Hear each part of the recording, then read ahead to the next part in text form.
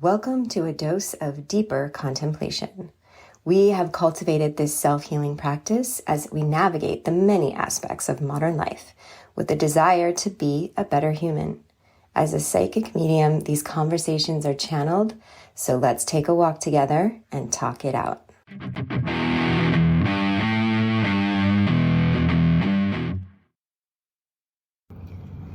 Okay. This might ruffle some feathers, which is always very interesting. Like, wow, I'm a little bit of a feather ruffler. You know, I like to play with feathers. Okay, so let's see if we ruffle some feathers. I was just in a contemplation about transitioning.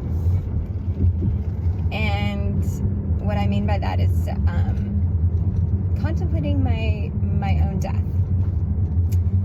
and what that moment could be like. And it was such a vision of like just such peace and joy and love and just having experienced so much of that in life, and just saying bye for now.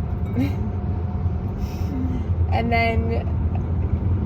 then leaving this body and just returning fully to source, the source of love, the source of joy, the source, like, oof, it feels amazing. Source energy feels absolutely amazing. Heaven, right? Heaven. So, contemplating my own death this morning. And with that, started to feel like how life just started going by really fast. Like the years seem like they're going by faster. And as I gain in years, it kind of feels like that keeps happening. And it's like, we know that in the construct of time, it's not less. Like there's just 24 hours in a day, apparently. That's how we calculate it, right? Or that's how it's told as a construct. But sometimes they can go by slow, like days can go by slow, and sometimes days can go by fast. And what I feel like I've recognized in some wisdom that I've learned from humans who have lived the longest is that when you have slower, peacefuler days, you can tend to live longer. Our stress ages us. And I was like, that's interesting. And it went into this whole application of that within working classes. And that perhaps there was a point when the very wealthy, very resourced, who could have slow, peaceful days. And then there was the lower class, right? That had to work and work and work and work and work just to get by and be in stress and be in like go, go, go mode. And that it was an interesting way to see a correlation between that and the life expectancy of a human. You know, we used to have a life expectancy of like 40. Wow, isn't that fascinating?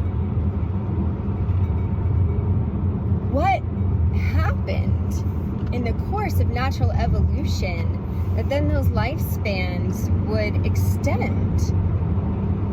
So now our lifespans are longer. You can definitely, for the most part, the majority, not that there isn't premature or what feels like premature death. My mom died at a place that I felt was premature because she was only 64. But, you know, that resistance, when I say it feels premature, like she was taken too young, has more to do with me not trusting in destiny of life.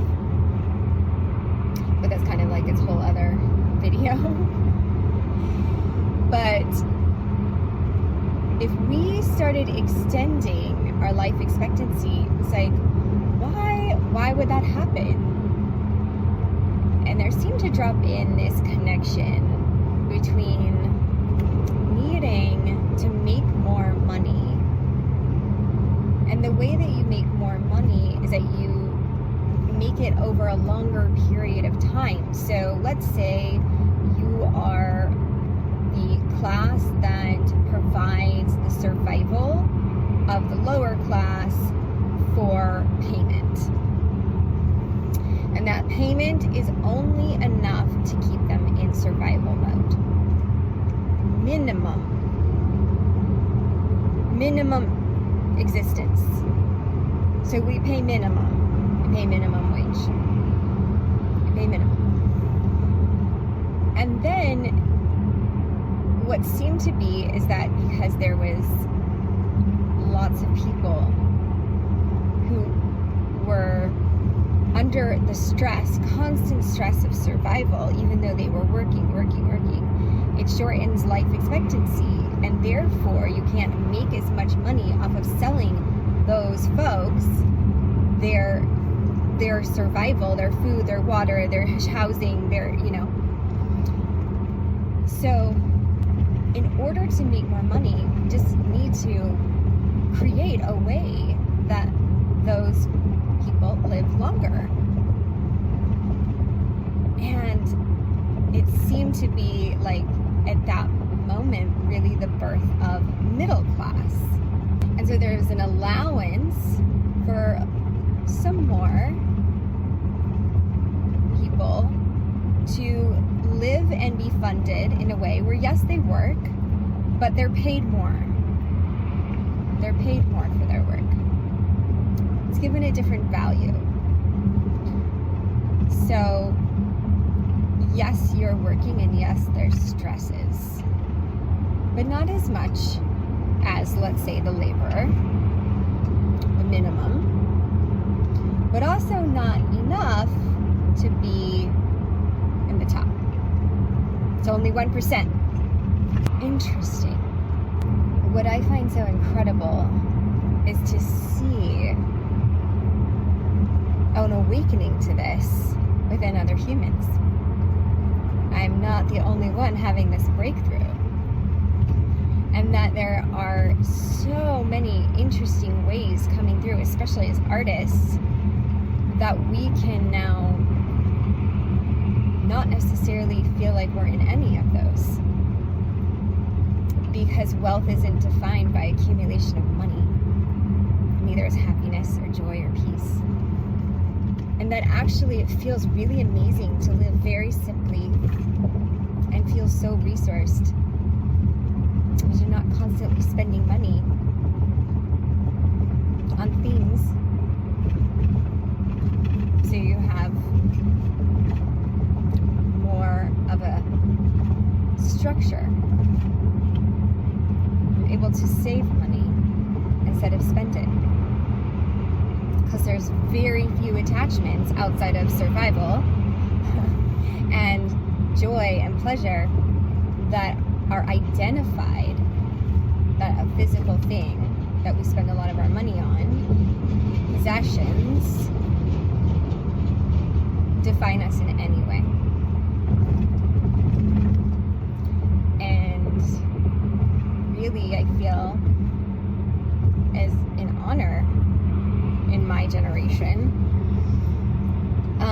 to witness the youth and the younger generations who are really sharing this message and taking a stand for their own lives and pulling out of this patriarchal construct that consumerism is definitely a part of.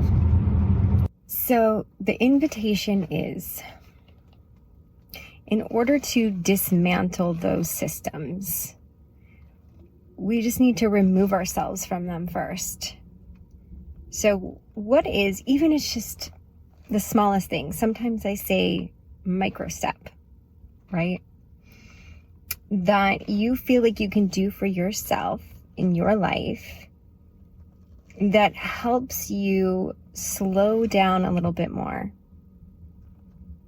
Whatever that is, if it's saying no to less activities, saying no to being like on the go, do. Is it seeing where you could stop spending so much money and know what it feels like to have it, to save it, to invest it, and not just be like an intake and an outtake within like a consumerism cycle? What is it? Like, it's like, find something and explore it. Explore what it would mean to have a life where you are moving and taking in each day and slowing down a little bit. Think of it as the ultimate vitamin for longevity. See what happens.